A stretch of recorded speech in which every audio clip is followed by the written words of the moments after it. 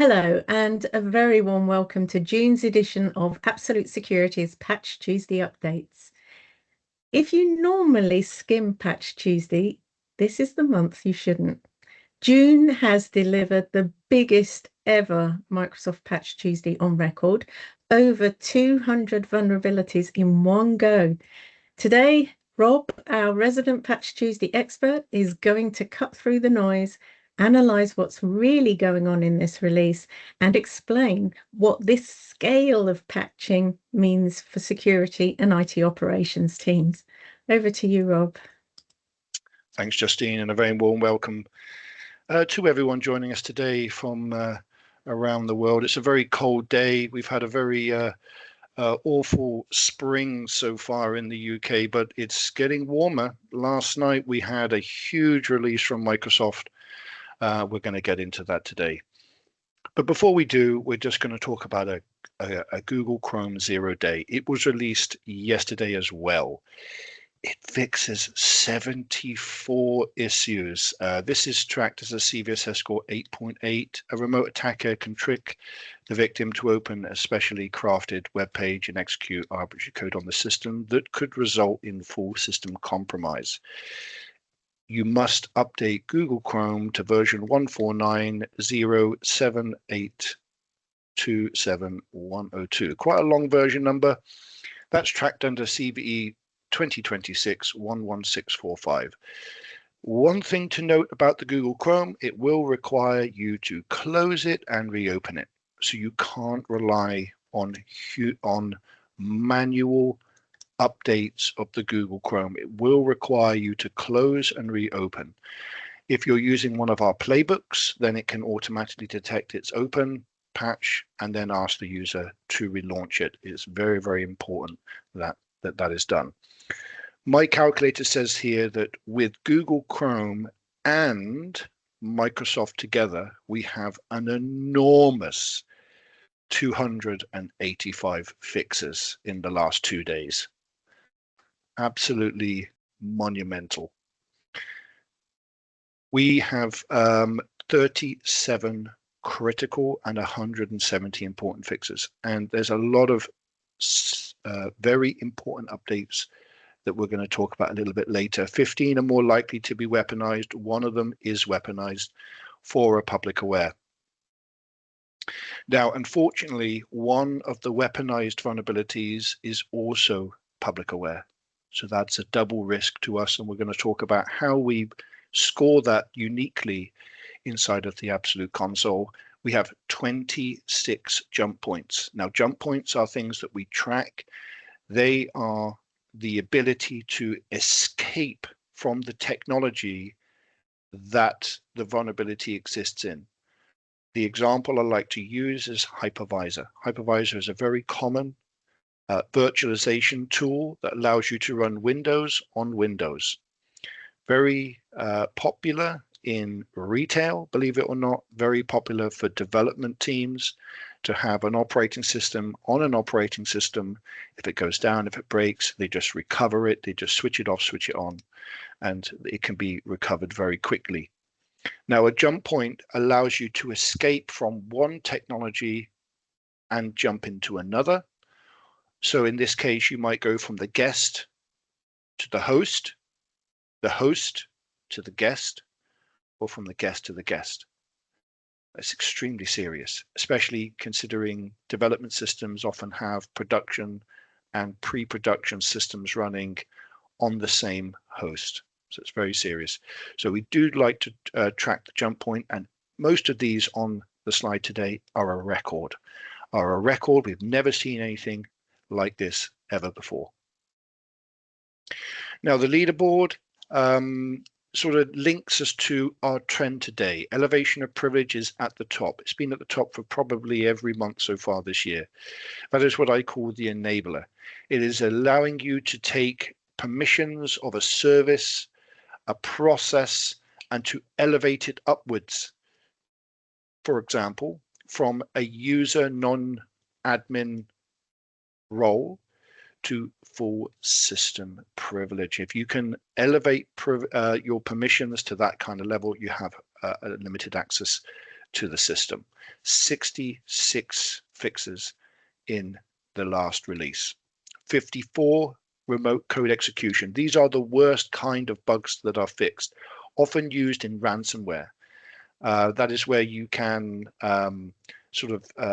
access arbitrary code or run arbitrary code on a system, making a service act incorrectly and therefore launch without any of the tools or security mechanisms on the system from recognizing that it's not supposed to do that. Information disclosure 33. Now, information disclosure, spoofing, and security feature bypass are being used more often in more spoofing style attacks. That's a vulnerability that allows unauthorized users to access sensitive information, such as usernames or passwords from memory. Spoofing is allowing an attacker to impersonate somebody else, a device or a system, to bypass security controls. And then security feature bypass is allowing the mechanism, the security mechanism that's supposed to stop someone or something from accessing a system, a process, an authentication, a sandbox, to actually not realize that is happening and to allow access to that. Now, those three put together are happening in more sophisticated attacks, especially around holiday season when spoofing is more likely, but more so connected to Office vulnerabilities in Outlook, in Word, in Excel, even in Windows, where the preview pane is an attack vector. And we have 10 preview pane vulnerabilities that have been addressed. So any one of these three could be exploited with one of those preview panes. And lastly, denial of service. We have 8 of those. That's typically to cause the system to crash or to fail, to consume excessive resources, simply to stop a server or a service or a device from operation. Now, if you do not yet have a risk profile, and perhaps as I'm speaking to many of my colleagues in the cyber industry, a lot of the strategies that are used is based on criticality, on severity, on critical vulnerabilities, on weaponized vulnerabilities. If you are using a simple selection method, perhaps we can help you with a slightly more advanced risk model. We still want to use the vendor's severity as the source of truth. We always will use that. But it's not the only selection methodology that helps us choose based on evidence, not just based on worry. So the vendor severity is typically critical, high, medium, low, or NA, from the most serious to the least serious. But we also like to combine that with the CVSS score.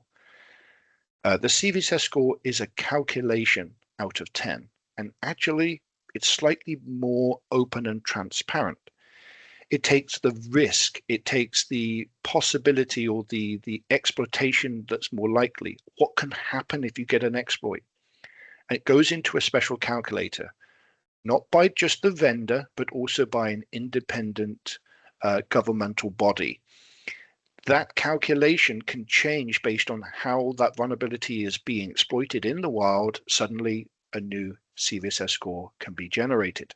So we want to follow the CVSS score and combine that with the vendor severity because it gives us a better selection criteria. One thing to note, a lot of third-party vendors are issuing NA severity NA severity patches to resolve vulnerabilities. But when they are assessed 1 week later, they actually do end up having a CVSS score of quite a severity that we should probably be aware of. So we put the two together. It can change from time to time. We have a much better, more transparent selection criteria. But it doesn't just stop there. We want to track the state of the vulnerability. Now, weaponization, under active exploit, KEV, known exploited vulnerability, these are all known as weaponized. That means the vendor is aware that the CVE that is being fixed is being used in an active attack. And that can change day to day, week to week, month to month. In fact, a lot of vulnerabilities that are low or medium severity from the vendor haven't yet been given a CV test score, become weaponized at some point, especially if you imagine a potential, or maybe a type of AI system that is threat hunting, looking through old vulnerabilities, cracks in security posture, old low severity vulnerabilities that perhaps haven't made it into a deployment at this point, could then become weaponized and offer a stepping stone to further exploit in your organization. So we want to track weaponization as extremely serious. Public aware means that you're not finding out about the vulnerability on my webinar. It means that somebody, white hat hackers, black hat hackers, are actually publishing the exact blueprint on how to exploit a particular vulnerability. Now, just because you have the blueprint, just because you know exactly how a vulnerability can be exploited, doesn't mean it's possible. Actually, some of the vulnerabilities are never weaponized. I think it's about 90% at the moment that are public aware actually become weaponized. That just goes to show you. But I would want to make sure as an IT security director that I was making sure something that was public aware was part of my strategy. Even if it doesn't become weaponized, I don't want to be that person that decided not to deploy it simply because it wasn't yet weaponized and wasn't yet severe on the severity side. Now, to balance this, we've got countermeasures. Now, countermeasures are mitigating guidance. They're provided by the vendor. Could be a registry key, could be a next generation antivirus. It could be a group policy that you can deploy much, much quicker than the patch itself, especially if we look at the size of some of these updates. Some of these updates are now getting into gigabytes and across highly distributed environments, across many continents. You simply can't push out that size of update very quickly. So you look at the guidance, you look at the registry key, and if you are using Absolute, we have the ability to build playbooks that allow us to send out those registry keys, customize those local policies that allow us to mitigate the vulnerability, giving us time to roll out the patch. Now, if the vendor does suggest that you should remove the guidance, so if you are changing a registry key or changing a service, and it says, once you deploy the patch, go ahead and remove the mitigation, you can do that in Absolute as well. So as part of the playbook that deploys the update, it will just go and reverse the countermeasure, leaving that system perfectly non-vulnerable going forward. And everything I've mentioned should be based on your exposure, because your environment is unique and every environment is different, even inside the same vertical of industry. If you have a highly exposed vulnerability that doesn't have a countermeasure, that perhaps has just become weaponized, that is not severe, it should be prioritized.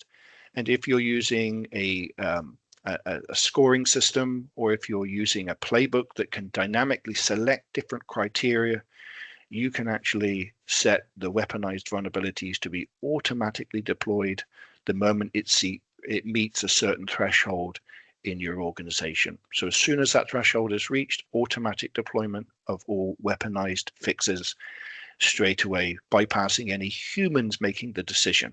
For example, you come in the morning, you see that there is an update in the web, that there is a vulnerability that's being weaponized and it's causing widespread concern. You have already deployed that update. The moment it reached critical mass inside your organization, it automatically deployed it and is asking the users to reboot their system to protect it. That's the type of advancement you have with a automated playbook mechanism. Now, what we're going to do is we're going to look at the whole list. Now, I'm not going to say it again. We've just got a massive number. In fact, does it help if I say 500 or say it in a different language? There's just so many vulnerabilities to talk about. Now, to find the list, you need to go to absolute.com. Here you'll learn everything about how we are helping organizations minimize business disruption from any type of cyber incidents, stopping downtime and recovering in minutes. Over on the resources section, you'll find our blog. On our blog, we don't just post Patch Tuesday, we post tons and tons and tons of fantastic articles on best practices, on how the threat detection is emerging with the new AI technology that's coming around. If you would like more information, or if you would just simply like support, advice on maybe you're patching manually now and you'd like to know how we can help, use the schedule a meeting link just here, or just request a demo button up there and we will get in contact with you. Now, I can use the rest of this next 15 minutes to read vulnerability after vulnerability after vulnerability that you should be prioritizing this month. I'm not actually going to do that. We actually have a download sheet where you can see in priority order which updates to prioritize first. I'm going to give you some inside strategies on what my colleagues and customers I am speaking with are telling me based on their experiences. Some of our customers, their experiences when they have had an attack through ransomware, or they've experienced downtime and caused a significant impact to their organization. And this is through stepping stone vulnerabilities, what's known as an attack chain. We have a huge number of fixes across the whole ecosystem: Office, SharePoint, Exchange, remote desktop. If you're using remote desktop, please make sure that is hardened. Hyper-V, I mentioned the risks of hypervisor. Active Directory, domain services, Windows Defender, the very tool we're using that's automatically on every single Windows device to protect it, is vulnerable. BitLocker, Visual Studio, Copilot, development tools, and AI. Luckily for us, Copilot is automatically fixed by Microsoft, so it's just there for guidance. But there's so much technology that we depend on, that we trust, because they're part of the ecosystem, are actually getting updates because they have vulnerabilities in them that could lead to those attack chains. So imagine you're on a field and the bad guy is about to click his fingers, and suddenly you're going to have the worst thing happen. So I'm going to teach you today how some of these vulnerabilities you can see, not these big single updates, these big single critical vulnerabilities that traditionally, like the Petya and the not Petya, were used in a direct attack, but how vulnerabilities together are the way that the more modern, sophisticated attackers are trying to break into your organization. So, for example, this attack chain could potentially come through initial access through a phishing attempt. It could be through one of those preview pane vulnerabilities. The user is not an admin. Don't worry about that. But they find a way of elevation of privilege. That elevation of privilege, which allows you to elevate from a low privilege account to full system access. From there, you move around, you sort of walk around the organization, through the architecture, through the device, and you find more ways to build that expansion, lateral movement, and then when they do click that finger, operational disruption across the whole org. Now, through those links, we need to find which ones are going to impact us. Now, luckily, you have your exposure, you have the CVEs that we've referenced on our sheet. Find the ones that potentially could lead to that elevation of privilege, that could lead to full system compromise. Now, we have a couple of really important ones. Now, I'm not going to just talk about that attack chain, but we're going to talk about some really important ones. Now, in fact, if you're watching me on this webinar, if you are reading my write-up, you are vulnerable for CVE 2026-47291. This is a http.sys vulnerability. It is remote code execution. It's one of the most important ones rated from Microsoft, and it has a CVSS score of 9.8, with Microsoft saying that this is exploitation more likely. Now, this is ultra urgent because almost every single Microsoft operating system is vulnerable to this, and it could lead to full system compromise. So if I had to deploy one update urgently, there is no mitigation, no workaround. You have to deploy the update. This would be the one I'm doing next. Now, under active exploitation, this is the weaponized vulnerability is Microsoft Defender. Microsoft Defender is the Microsoft's own antivirus tool. Now, if you are not using Microsoft Defender as your antivirus tool, please be aware that Defender comes on every single Microsoft operating system, whether you like it or not. If you are updating your antivirus, if you are patching your antivirus, upgrading it to the next version, and something happens with your chosen antivirus, Windows Defender will kick in immediately. If Windows Defender kicks in and it's 2 years out of date, how is it possible for that antivirus with that level of out of date technology going to protect you against the more modern threats? Please do make sure if you're using another antivirus that you still invest in keeping Windows Defender up to date. Make sure that your tool, lots of antiviruses actually do that. Lots of antiviruses will keep Windows Defender up to date. And if you are using Windows Defender, this should update by itself.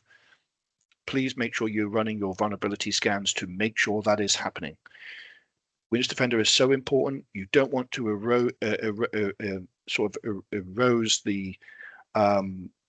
confidence in those tools so that the users panic that those tools aren't working.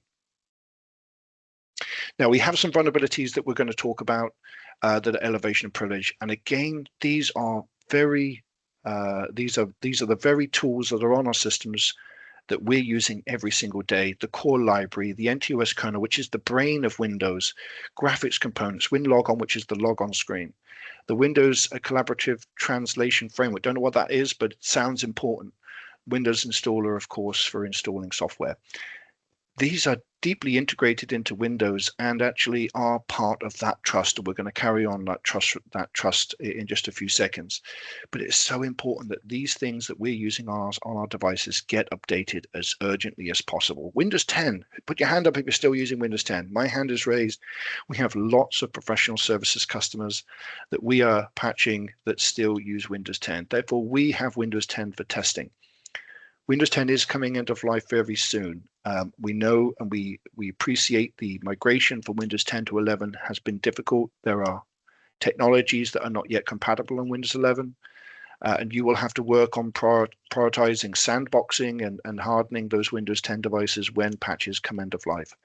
If you are still using Windows 10, with the Absolute Console, we will be able to provide you the ESU content to keep your Windows 10 devices up to date, as standard patches are no longer available without that extension. As I mentioned before, it's SharePoint, Exchange, Remote Desktop, Visual Studio, Office.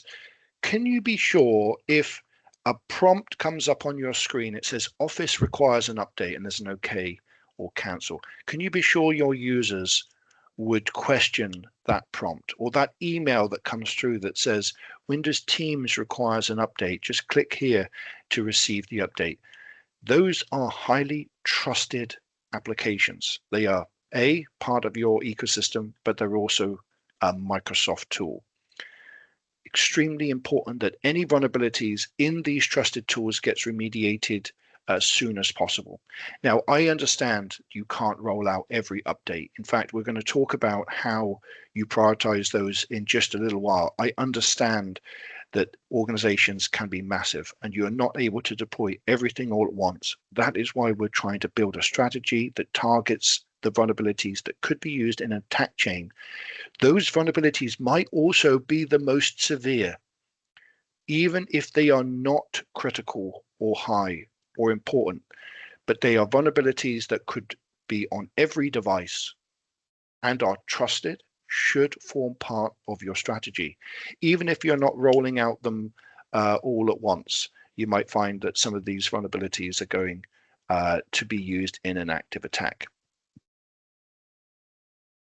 So how are you going to deploy your vulnerabilities this month? Well, you're going to focus on that patch risk profile that is unique to your organization. You're going to fast track that http.sys, any vulnerabilities with a very high CVSS score as well. You're going to prioritize nonetheless, but you're also going to treat all of those other vulnerabilities that are trusted, that are more likely to be exploited, as well as all of those tools. Now, you might decide to put those into deployment groups. So priority 1, priority 2, priority 3, priority 4. We don't ever say low priority. We don't ever say low priority because any vulnerability could be used in an attack. Now, interestingly enough, a lot of feedback I'm getting from my colleagues and also a lot of customers that are talking about when they experienced a system outage. It was because they weren't deploying all the updates. And the number one reason they weren't deploying all of the updates was that they were worried about the potential end user impact. And I think this is really important. Patches will, at some point, cause disruption. They will. Soft security antivirus tools at some point will cause an impact. In fact, just recently we had something that did. It's not about how quickly you deploy or what you don't deploy. It is about having a strategy that is able to deploy, and if disruption occurs, how to recover quickly. So one things I would like you to work on for the next Patch Tuesday is how do you become more resilient in your organization? How do you deploy the updates that matter, even the ones that are less severe? And if any of those vulnerabilities do cause any downtime, how will you recover and recover at scale? Because those updates are really important. They might fix security updates. They might just even fix bug fixes. They might fix integrations with technology that help your workforce become more productive. Do not deploy those updates just because they're severe. As I mentioned, we're going to have a download sheet available. This is where you take the CVE reference from here. We have all the details about the vulnerability, why it's severe. We have my own risk score out of 100 here with all the details. Go ahead and search your environment. When you find the reference, go put your percentage in here and mark it priority 1, 2, 3, 4, or as many priorities as you need, and roll those out to your organization as quickly as you can. Where mitigations exist, roll those out so it gives you time to complete the rollout safely. That is available for download right now. Lastly, before I pass you back to Justine, is the Windows lifecycle. I touched on this. Windows 10 is coming very soon to end of life, with the last year being this year for the ESU. Windows 2012 as well has the third year of the ESU. Windows 11, if you're using Windows 11, please go to 25H2 as soon as possible. You will start to see 23 and 24H2 going end of life. I am aware that 26H1 is soon available. We haven't fully tested that, so I would still recommend 25H2. You will have 30 months of the life cycle for that. Please note, I have seen several articles from security tools such as antivirus and firewall. They depend on the operating system being in support. It is very important that if you are using Windows 10, Windows Server 2012, that if you are using those systems and you expect your antivirus to protect the systems going forward, that may end when Windows officially comes to the end of its life cycle. So please do plan for hardening or migrating to a supported operating system. And lastly, that does not include the long-term servicing branches for those. So if you do have long-term servicing branch, you have till 2030 or so in order to update those. I'm going to pass you back to Justine right now. Thank you so much for joining me today. I hope this was really useful.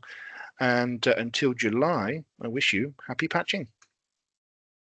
Thanks, Rob. Some really important nuggets there for people to take on board. And I think before we close, it's worth zooming out a bit for a moment. What we're seeing right now in vulnerability exploitation is speed and scale. And we know that this is now the number one attack vector for bad actors, not phishing, not compromised credentials. And part of this is that AI is being used to identify, prioritize, and operationalize exploits faster than any traditional patch cycles were ever designed to handle. Attackers aren't waiting for perfect conditions, they're scanning continuously for lag and inconsistency. Now, as Rob mentioned, a good example is this recent Google Chrome 0 day, which has been exploited in the wild before most organizations have fully caught up. It's a reminder that exploitation isn't hypothetical and it's not limited to obscure systems. It's happening on endpoints people use every day, and even more significant if you consider how much work is done in the browser today, especially with common AI tools. When you combine that reality with a Patch Tuesday of this size, hundreds of fixes all landing at once, as we said, the risk isn't that your teams aren't patching, it's that they can't always be sure that patches are applied, persisted, and stayed enforced everywhere. So the takeaway from this month isn't alarm, it's clarity. In an environment where AI is accelerating both discovery and exploitation, patching alone isn't the finish line. Verification, visibility, and resilience are what close that gap. So thanks for joining us, and we'll continue to track how these trends evolve in the months ahead. If you're in need of specific advice about resilience or patching, then please contact us via the website or use the QR code here. Thanks very much from Rob and myself. We really appreciate your time and your feedback. And finally, don't forget to like and subscribe.